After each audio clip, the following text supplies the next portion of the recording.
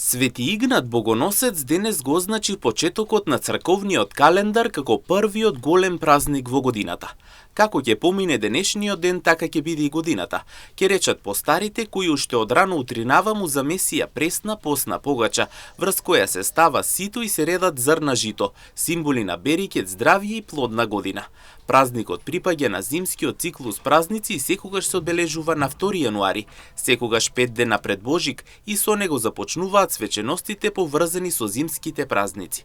Во народната традиција се смета за ден на почеток и ред, кога секој чекор и секоја постапка имаат свое значење, а обичаите се почитуваат со верување дека ќе донесат мир, здравје и берекет во домот во текот на целата година.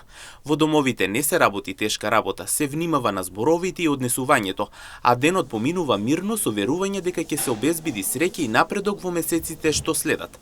Свети Игнати, или уште познат како Вети Игнат, се доживува како силен символичен праг помеѓу старата и новата година, празник што во народниот свет го поставува темелот за се што доаѓа. Свети Игнати е роден во Сирија. Кога бил како дете, според преданието, го зел Исус Христос во прегратка и на учениците им рекол: "Ако не бидете како деца, нема да влезете во Царството небесно."